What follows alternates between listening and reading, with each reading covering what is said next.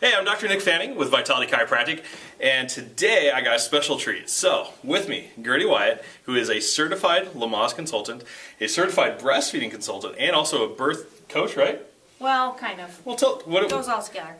I'm Gerty Wyatt, like you said. I have 2 children and another one on the way. I'm a certified lactation counselor and a certified childbirth educator.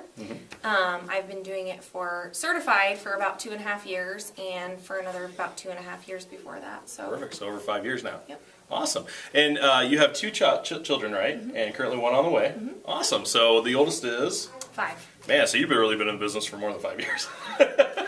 In the trenches, so to speak. Yeah.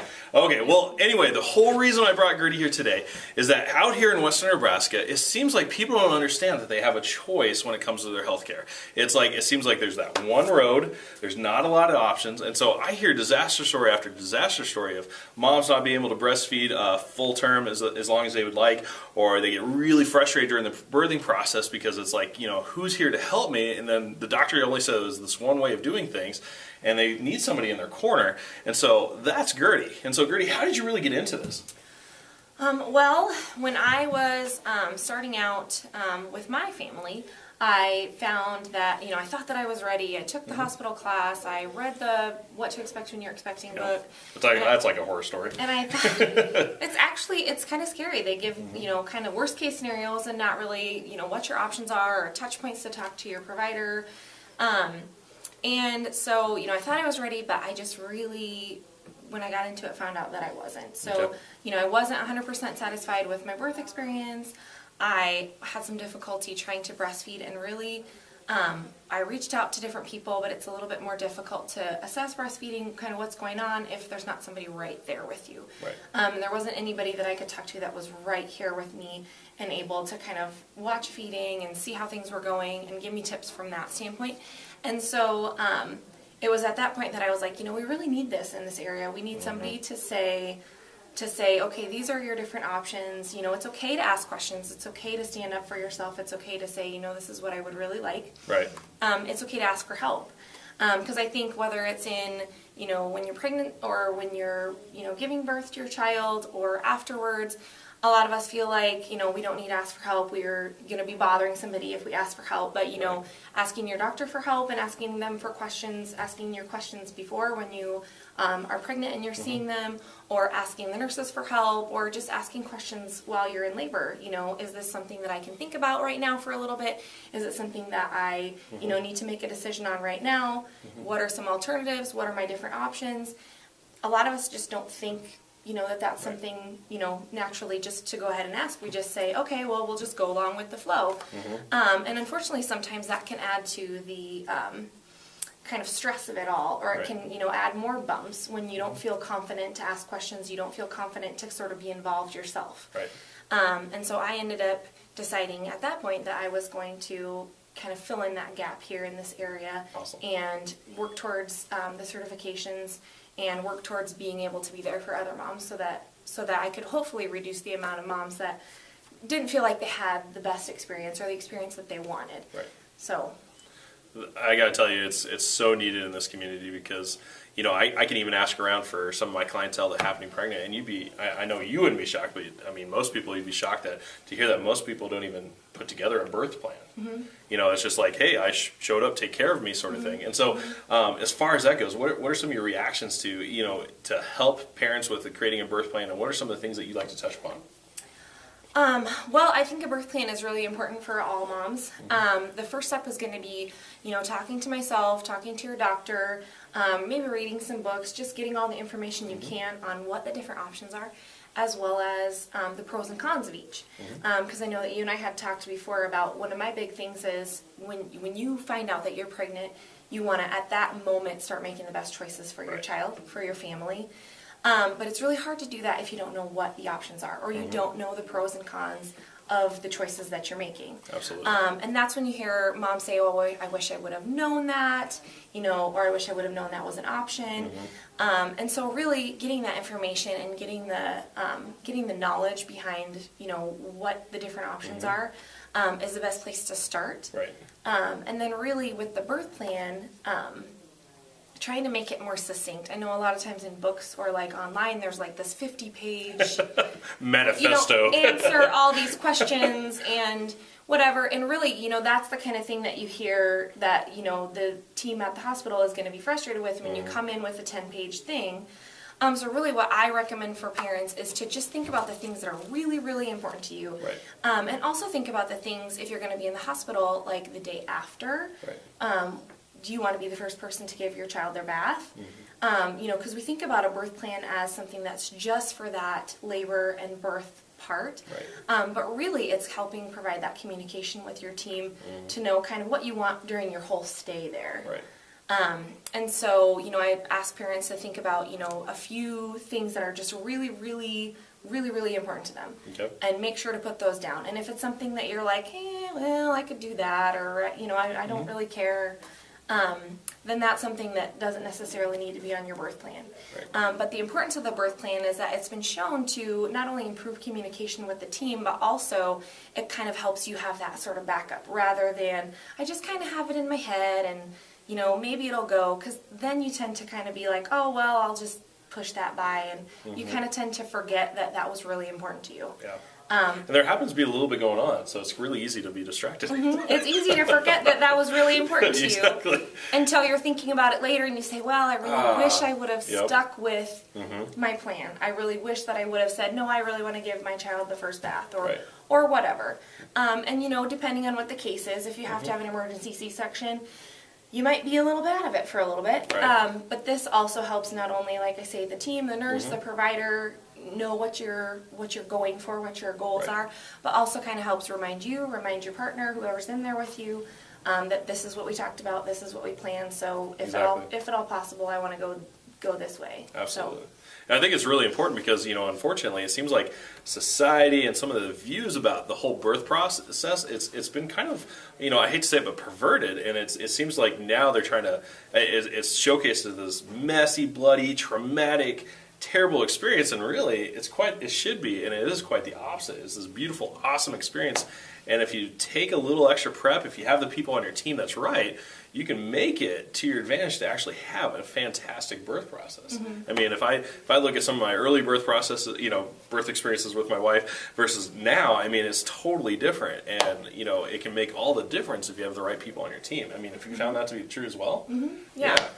And I think we're really lucky here because, I can't speak for all the providers, but I do know that we have a couple providers that, really are up on the latest, what's the best practice, what's available, and are really open to talking to you, and trying to make sure that, if at all possible, making sure that everybody's safe, if at all possible that they can help you, achieve your goals and follow that birth plan that you've set forth.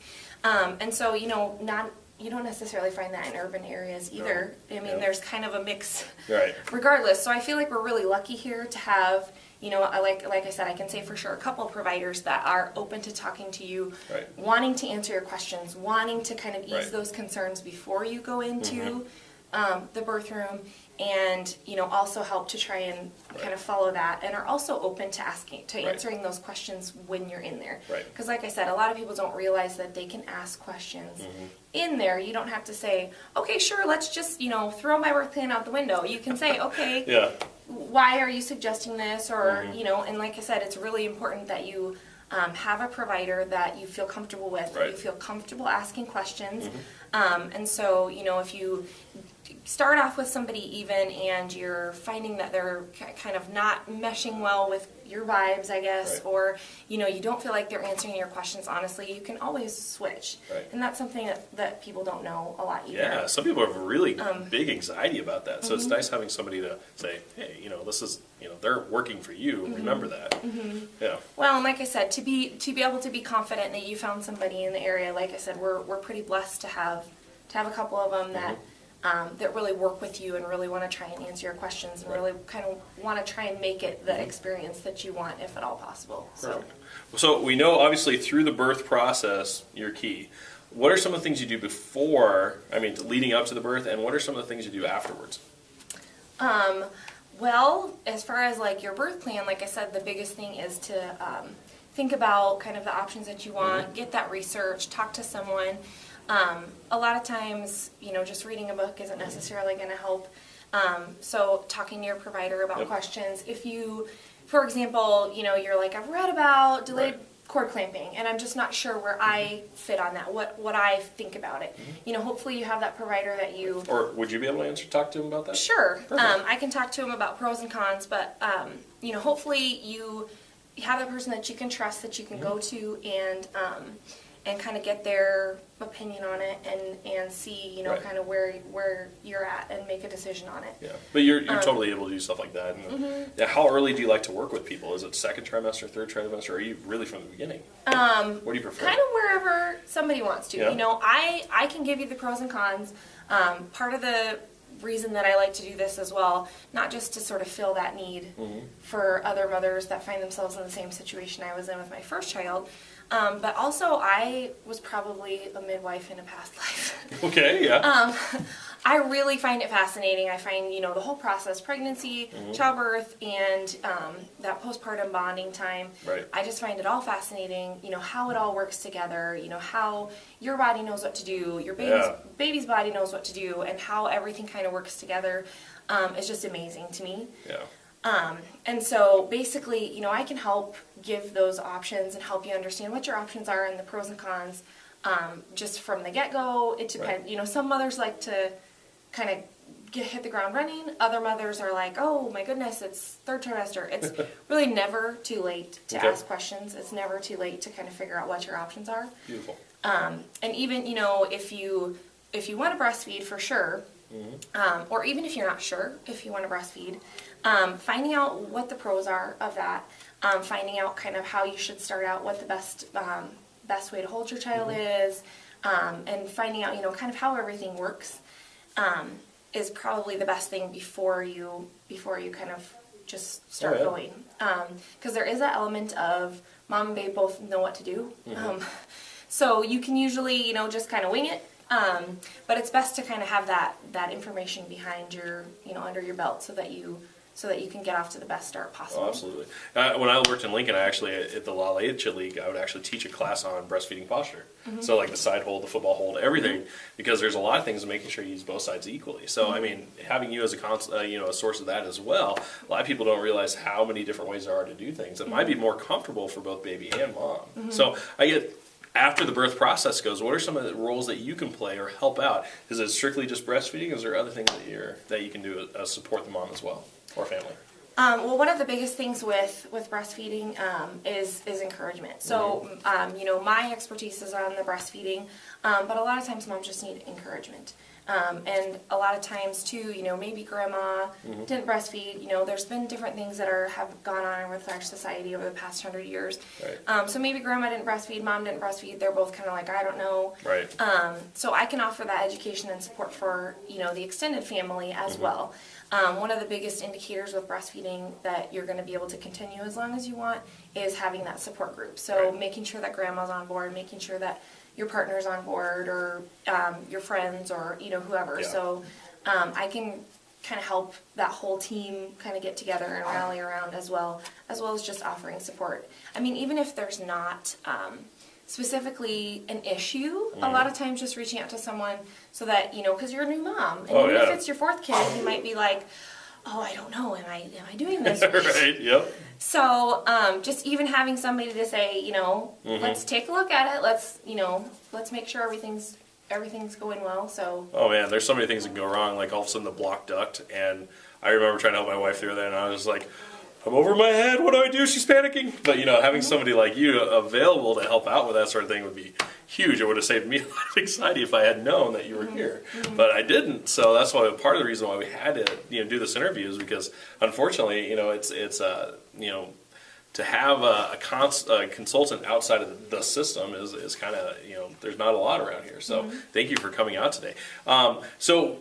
Ideally, what would it really look like for the ideal client coming to you? I mean, what kind of questions are you looking to answer? What kind of, if everything went exactly how you wanted, what would that look like? How early? What kind of, what are some of the things that you just basically want to touch on with that? Well, basically, the birth journey and, you know, that bonding period with your child, it's all a specific journey specific to the mom. Okay. And so with that, there's a lot of flexibility in where I can step in or where you need help. Right. The biggest thing for me is, like I said, the education piece. Because like I said, I know that we have those providers that can kind of back you up, but if you don't have the education and the questions to ask, then you might not know that that's an option. Okay. And so really knowing what your options are, talking to me, I would say, you know, at least second trimester. Right. There are things with birthing plan that you might want to practice. So one of the reasons that I chose Lamaze as my certifying organization was that they really stress kind of knowing what all your options are. You know, there are a lot of different certification organizations out there that focus on maybe one path. Right. Whereas Lamaze says, you know, let's give you all of the information, all the different ways Right. that you could cope, and then that way you just have more in your toolkit. A lot of moms find, you know, I really like peppermint. It makes me feel calm. Right. But then when you get into the birth situation, you're like, oh, peppermint just stinks. Oh, yeah. And so the same thing can happen with, you know, massage or breathing or anything like that. So if you only focus on one thing that you have, then what if you get in there and it's just not helping you? Right. And so again, kind of knowing all of your options and knowing, you know, that you can, you know, try breathing or you can try massage. But the thing with that too is that because it's kind of a little bit more of a stressful situation, Yeah. you might kind of forget if you don't practice. So that's why I would recommend at best to see somebody like the second trimester so Right. that they can start getting their options and start also practicing. If you think, you know, breathing would help. Right.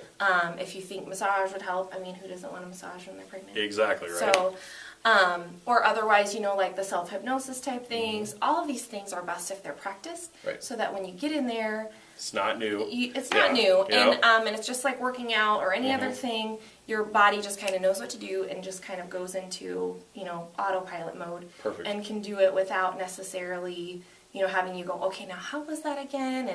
And then also that helps your partner, whoever's going to be in there with you, they can say, okay, this is how I'm supposed to be counting if we're going to do, you know, counted breaths, or this is what I should be doing. And also, like, with massage specifically, everybody likes a different type of massage. So then at that point, they'll know that you like softer massage or you like, you know, more deep tissue massage. Oh man, my wife totally changed. I was like, I'm not used to this, but I don't know what's going on. So yeah, I mean, even just be ready.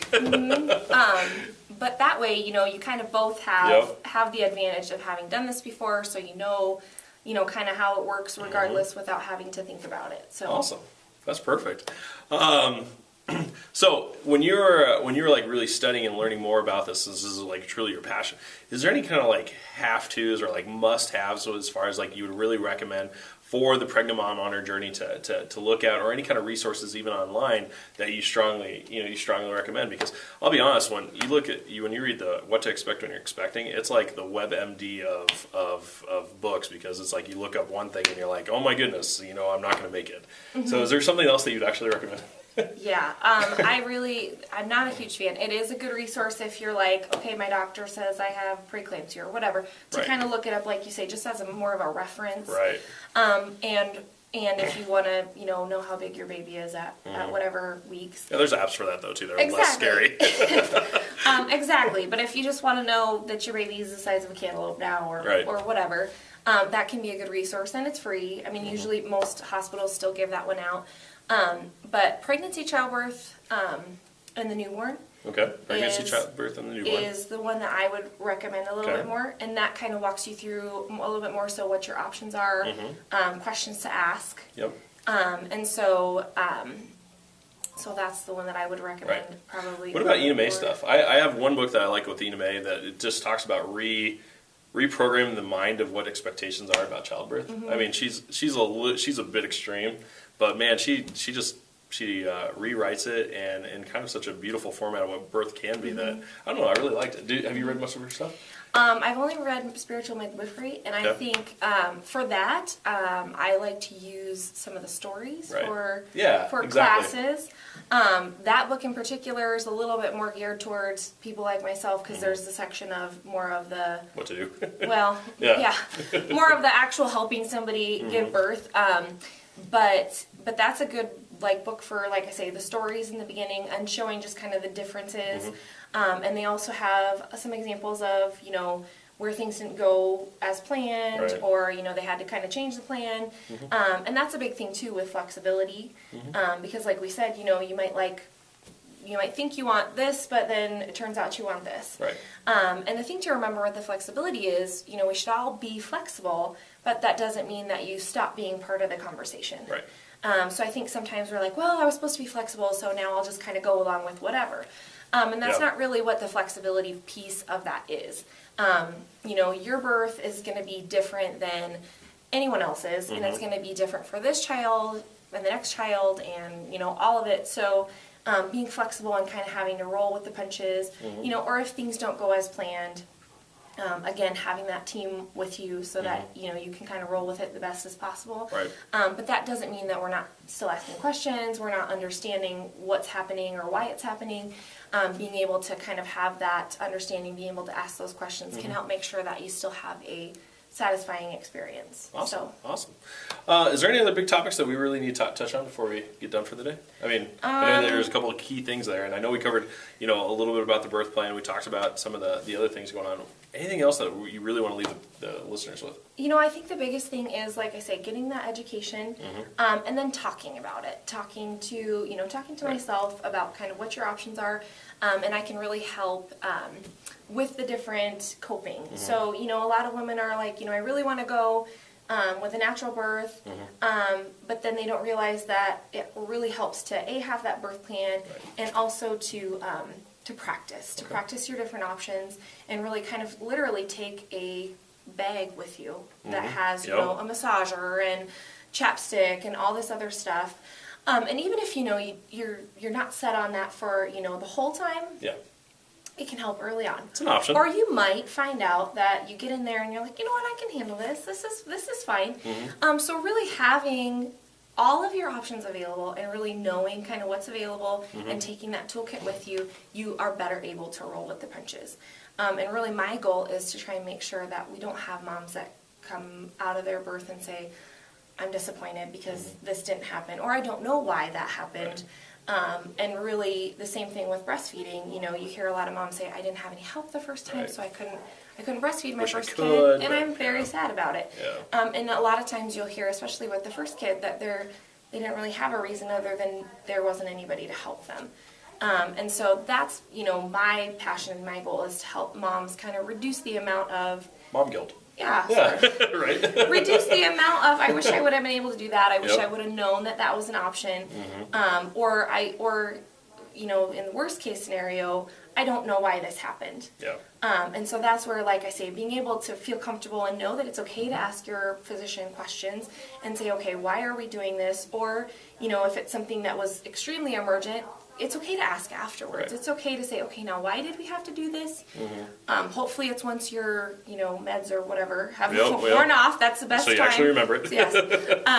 But knowing that you can ask the questions and you can say, you know, why did we have to, you know, go this route? Right.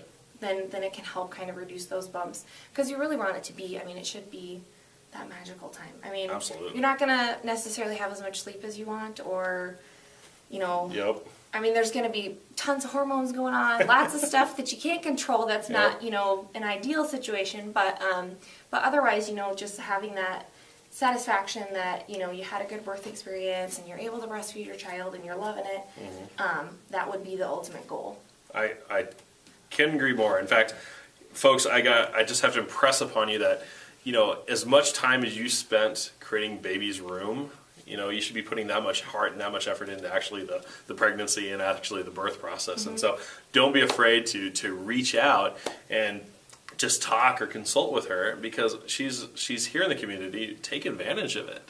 It's nice having somebody to just kind of help you through that's been through it before, because, you know, as a first-time parent or even a parent through the fourth, fifth time, there's that unknown, and you just want to make sure that you're doing everything right, because, you know, again, like mom guilt is that you just hope that you're doing everything right, but sometimes you don't know. And even scarier, you don't know what you don't know. And so, Gerty, I really appreciate you joining us today and explaining, you know, your passion and what you really help with. Do you mind telling people what's the best way to get a hold of you? Well, they have cards down here at Vitality. Otherwise, by phone is my best way, so that'd be 402-314-4659. Okay. And you can leave a message. I mean, I'm pretty much available whenever. Perfect. And I'm flexible for really all over the area. I mean, I haven't had a phone call that I wasn't willing to drive so far. I mean, because like I said, really in our area, it's quite a wide area in which there's not really any help. So, so if somebody needs me, then I'm willing to get up and go. So Perfect. Well, folks, if you have any questions, I really strongly encourage you to do it now. It's so easy for us to say like, oh, I'll do it eventually, or I'll do things like that. Do it now. In fact, even if you're thinking about getting pregnant, that's the best time to even take prenatals. That's what I call prenatal. And so that's just one example of many that things of how to prep ahead of time. Maybe even getting somebody on board and talking through about those things will help you out. So again, Dr. Nick Fanning joined with me with Gerty Wyatt. We love and appreciate the time that you spent time with here. Now, the only obligation you have is that if you know of somebody that should listen to this or should watch this, please spread the word, because you never know how far-reaching what you say, do, or think might impact millions tomorrow. So I truly love and appreciate you guys. Thank you so much. And Gerty, thank you so much. thank you. All right. See you later.